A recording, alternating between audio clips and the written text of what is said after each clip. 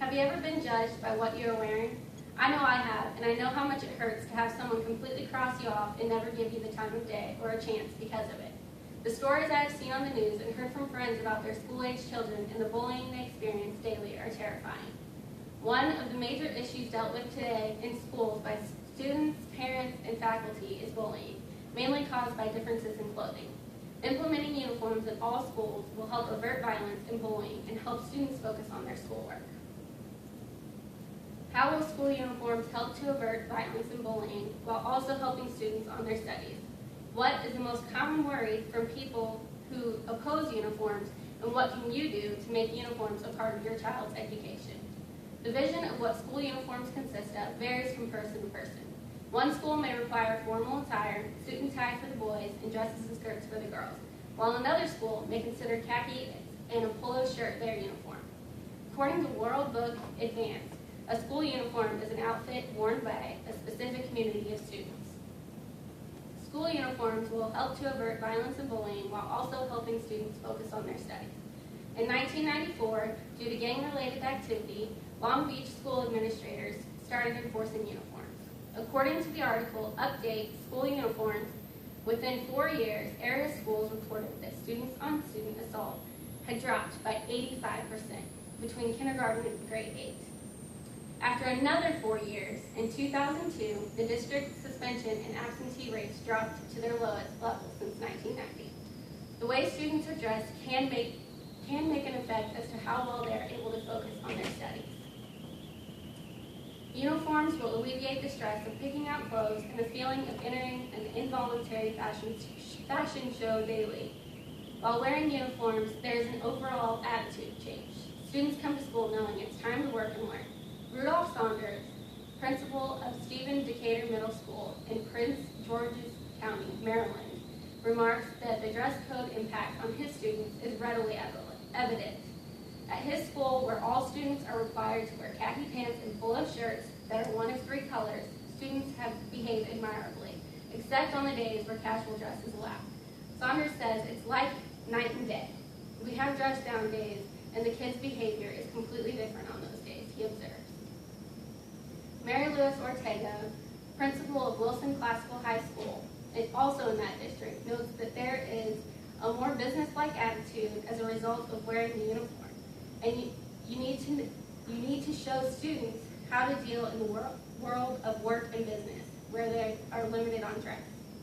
The most common worry people who oppose uniforms have is students' First Amendment's right to freedom of speech and expression being compromised. Yes, uniforms will make the entire student body look similar, but that will unite them as one within their school. Students are not losing any rights, though. They will learn to express themselves in other ways besides their clothing, as well as get to know others without judging them by what is on the outside. Several cases have made it to the courtrooms claiming that uniform policy was challenging students' rights, majority resulting in the uniform requirement being maintained. One case ended up in court because a student, Tashana Byers, was charged with trespassing after being suspended while trying to disregard the dress code.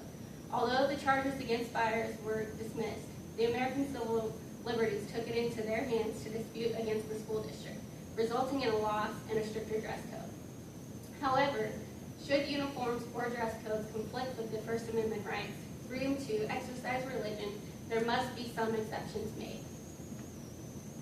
Jean Hartman of Long Beach, California, was once an opponent of uniforms until they were made mandatory in her children's school district. Now she says a uniform breaks down any kind of social and economic barrier kids may have put into place at that age, so everyone is on the even playing field. What can you do? School uniforms are not going to fix all of the issues throughout schools.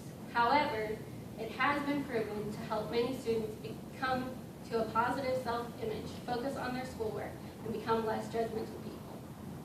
What do we have to lose by testing the waters and implementing school uniforms? Talk to your PTA and school board representatives. Start a campaign to make school uniforms a part of your child's education. It will not be a decision you'll regret. Dick Vander Laan, a spokesman for school systems in Long Beach, California, said that their school district, where 66,000 students in 56 elementary schools 14 middle schools and 1 high school now wear uniforms, there are fewer disruptions, fewer suspensions, and better attendance. School uniforms will help to avert violence and bullying while also helping students focus on their studies. The most common worry people who oppose uniforms is students' First Amendment's right to freedom of speech and expression being compromised. You can make uniforms a part of your child's education. Help make this positive change for them. Mandating students to wear uniforms will lower violence and bullying and help students focus on their schoolwork. Bullying is one of the major issues dealt with in schools and is mainly caused by differences in clothing. Let's stop the bullying and make school an enjoyable experience. Teach our children and students in the society today that their personality is not reflected by what they are wearing on the outside, but by how they express their emotions, whether it be what or how they say something or the way their mood is presented.